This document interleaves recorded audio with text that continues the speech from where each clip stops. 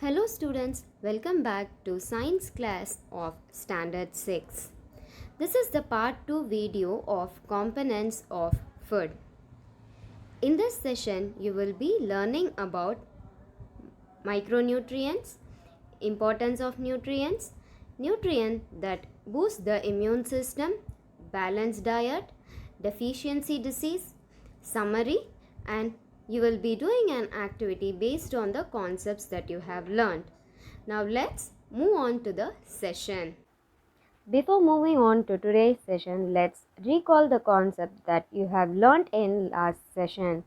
In last session, you have learned about the components of food and nutrients and the types of nutrients, and also we have done few tests for the presence of starch, protein and fat content in the food. Nutrients. The nutrients are the major component which are needed to the function of body. These include vitamin, protein, carbohydrates, fat, water content in the food. And these nutrients are helpful in the growth of the body and also it helps in the function of body. Now let's move on to today's session. Micronutrients. The micronutrients are the major group of nutrients that is needed for our body. They include vitamin and minerals. Vitamins.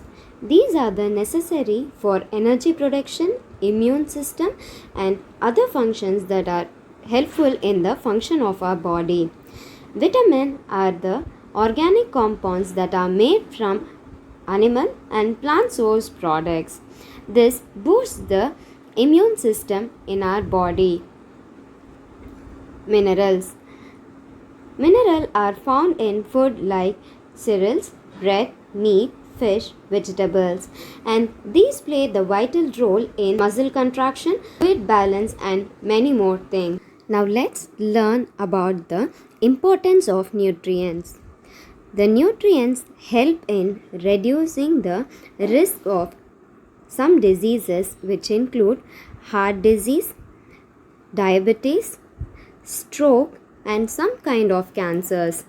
The nutrients also reduces the high blood pressure and lowers the cholesterol and improves the energy level in our body. The nutrients that helps us in improving the immune system and also fight against the illness. While talking about the nutrient, the water is also the essential nutrient in the food, which delivers the food and the needed nutrients to the cells and the body. Now let's learn the nutrients that boost the immune system. Here are few examples which state about the vitamins, minerals and also some vegetables which boost the immune system. Coming on to the citrus fruits are rich in vitamin C which helps in boosting the immune system. This increases the white blood cell and helps in the boosting the immune system. This includes grapefruit, orange, lemon and etc. At least 75% of citrus content to be taken into our daily food. Broccoli, which is supercharged with vitamin A, C, E, fiber and many more antioxidants in it. This helps in improving the immune system. Garlic. It helps in lowering the blood pressure and also it reduces the risk of heart disease. At least 1 clove of garlic to be used in our regular food. Ginger, which reduces the sore throat and inflammatory illness and also lowers the cholesterol level in body. Spinach. which is rich in beta carotene that helps in boosting the immune system. There are some other food which helps in the other vitamin and minerals like egg, peanut, cereals, squash seeds are used in functioning the damaged tissues. Lady's finger, it is good in fiber content and also it helps in the digestion of food and growth of the body. The mint, it is used to cleanse the palate and fight against the cold and helps in digestion. So students, these are the some examples of the nutrients that we take regularly. Based on this, you are going to make an activity of few vegetables that are rich in vitamin, mineral, carbohydrates, fat and other nutrients that are present in it. And also you are going to write the health benefits of the vegetables. Take for example 10 vegetables and write their vitamin, protein content in it and also mention the health benefits of it. The next is complete diet. Complete balanced diet. This should have a sufficient amount of carbohydrates, fat, protein, vitamin, mineral and also it should contain the water content into it. It should have a good amount of fiber content, for example, pulses, groundnut, soybean, sprouted seed, banana, spinach, etc. These balanced food helps us to boost the immune system and also fight against the many diseases and it prevents us from the disease. If we take too much of fatty foods and we may be ending in suffering from obesity. Deficiency disease. The deficiency disease that occur due to the lack of nutrients for the long period of time is called as deficiency disease.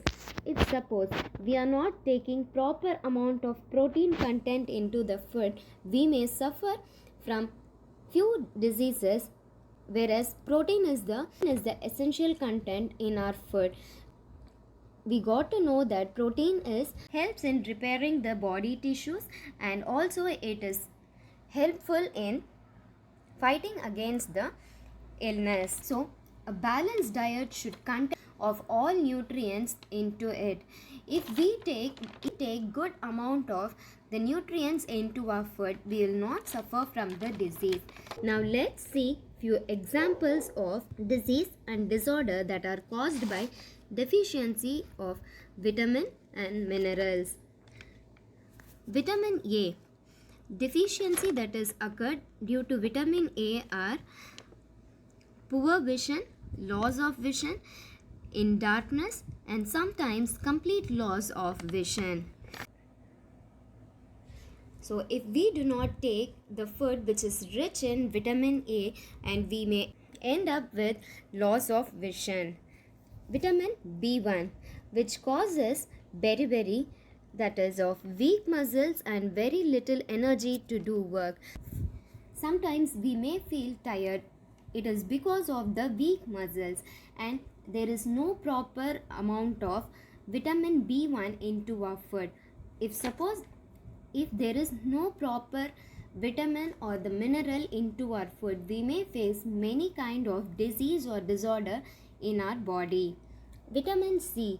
This causes scurvy with bleeding in the gums and wounds that take longer time to heal. Vitamin D. Rickets, which causes bones soft and bend. We know that we get calcium from milk and if we don't take proper amount of calcium into our food, we may end up with weak bones and tooth may get decayed. Iodine. If there is no proper iodine content into our food, we get goiter and which is of glands in the neck, appear swollen and mental disability in children. Due to the lack of iodine content, some children may get mental disability. Iron. If there is no proper amount of iron into our food, and then we'll feel anemic, which is of weakness. So students, I hope you have got to know about the components of food, what is macronutrient and micronutrient, the importance of nutrients, the nutrients that are helpful in boosting the immune system, the disease that is caused due to the poor diet.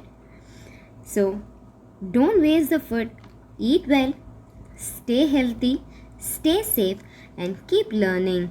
Until we meet in next class, keep learning the concepts that have been taught.